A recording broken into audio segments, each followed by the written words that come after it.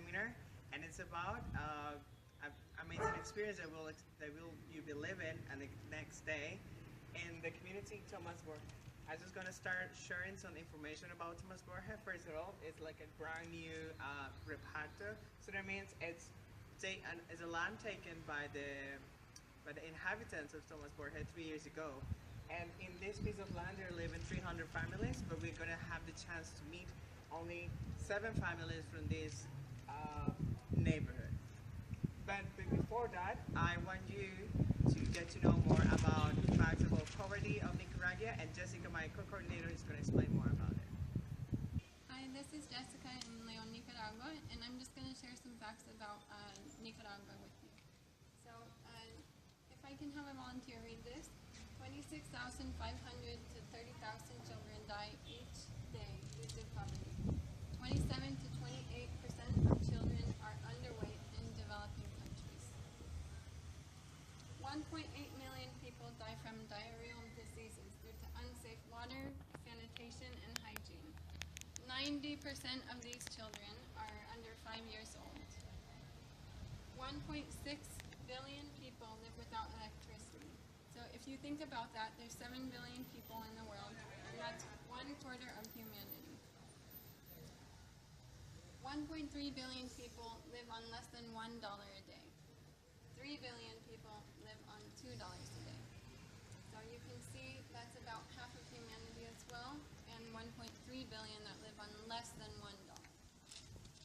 1.1 billion people in developing countries don't have access to water, and 2.6 billion are without sanitation. 72 million children of primary school age were not in school in 2005, and the majority of these students were girls. So 7% of these people were girls. Okay, now I'd like you guys, a few volunteers, to tell me which fact strikes them the most.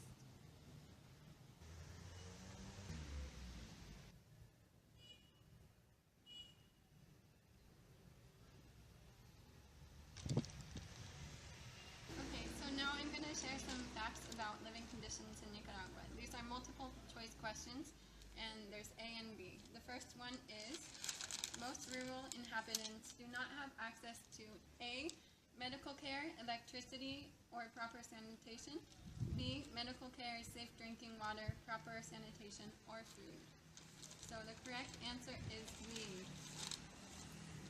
The average annual income of families in rural Nicaragua is less than A, $1,000 a year, or B, $500 a year.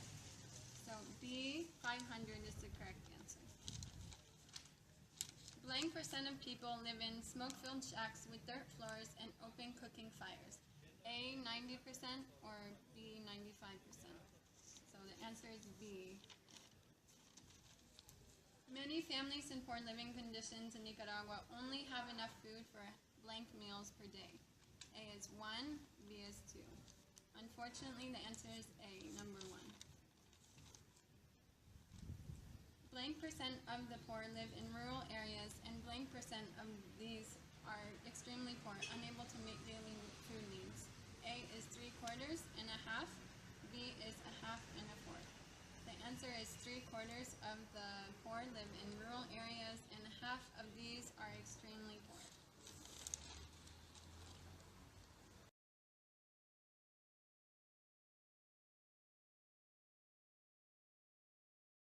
Lastly, I want you to share, and it's possible you can write out in travel journals a few questions for tomorrow that might be really, really helpful.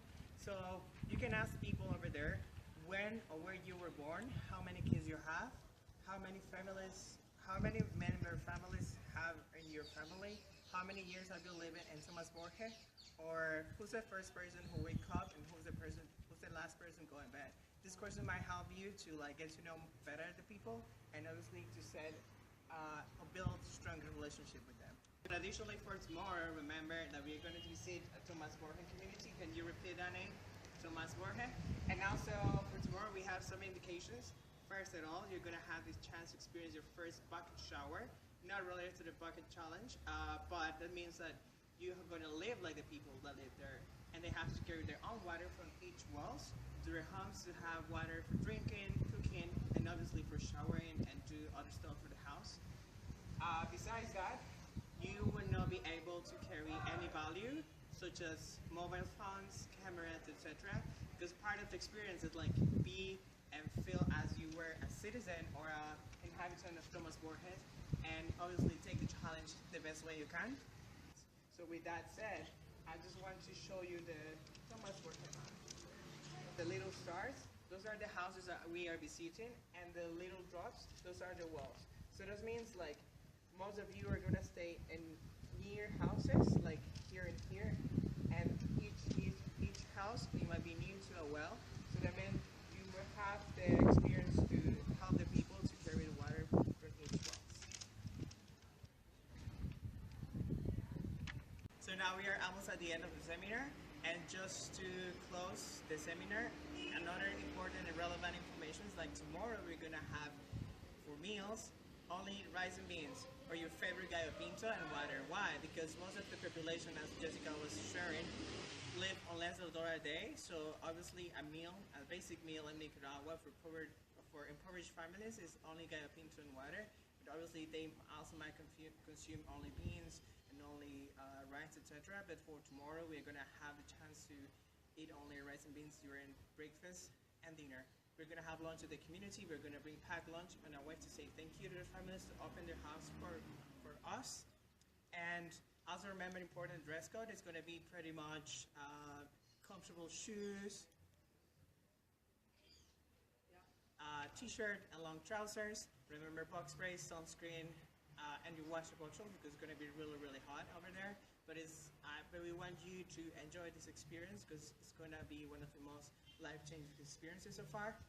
And additionally, another fact about this activity is starting tonight, you might not use electricity or running water. So that means that you're gonna go to bed without electricity, and the whole day tomorrow you'll not be able to use any electric device such as cameras, items, or iPods, as I mentioned before, and also no fans and no lights during the day. And for the water, you will be you'll be able to use the running water, but you might shower with your bucket. So that means you have to carry the water from the lavanderos in the kitchen to your bathroom, and then that's the way you're gonna shower. And as Brian mentioned, the dress code and all of that is very important to remember tomorrow. And we're just going to wrap up by giving the assignments for the families. We have 7 lovely families that you'll get to meet tomorrow. And the first one is Victoria over here. And then Marina, Jorleni, Flor, Gustavo, who's a community leader, Ramon, and Alba Luz over here. So tomorrow you'll have the great opportunity to meet these families and spend several hours with them.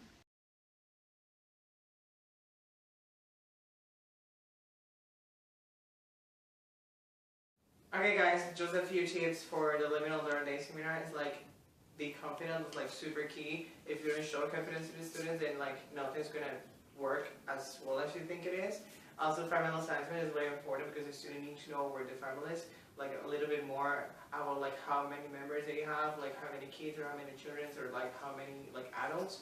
Like some students like might be really shy, and also like try to make draws, like make a map of the community, and also we can make like a family trees for them understand how the community looks like, and that's very, very, very helpful as well. Yeah, and in addition, we know we already have some questions that we recommend that you ask the families, but we recommend providing translations or assigning maybe one Spanish speaker for small groups so that you can help translate questions ahead of time. Also, a tool that we used that was very successful was having small whiteboards so that during the time with the communities they have a platform where they can maybe ask questions or make drawings and interact in that way. Another thing that was successful during the seminar was having more interactive material, so instead of just reading off the statistics, having the students get up, jump in, jump out, move right to left for the multiple choice questions. And also making people interested in the community, like providing more facts about the community you're visiting, like Tomás Borges, how many families are there, the names of the families, that sort of thing. And also example activities for what they will do in the community, because there's a lot of fun things that they do that they may not have expected, like making tortillas or playing football with the kids. So there's a lot of great other opportunities for them to enjoy the community, and we want to make sure that we provide them with as much information as possible so they can make the most of their challenge. Yeah, and also there are other information that is not implicit on the seminar, like how to use the buckets. Most of the students, they always ask like, how are we going to shower with the bucket? So like, it's better if you have the bucket with you and you explain how this bucket shower is, and also explain about the food, like what about why it's like rice and beans in the morning, and like the food you bring into the community. Because like they said, well, why we bring in like packed lunch to the community, but it's like it's just a way to say thank you to the community. And also another important information is like explain them, like if the people in the community offer you food, like how to say no in a really respectful way. I mean, it's very challenging for them, especially if they don't speak Spanish, and you don't want them to feel uncomfortable, like for the students and for the families as well. So it's like very important to say like people are really friendly, they might share food with you, but just try to not be rude, and also remember your own health. Yeah, so we hope these tips are helpful to you, and we wish you the best of luck in your Living a Dollar a Day seminar and activity. Thank you. Come on, share your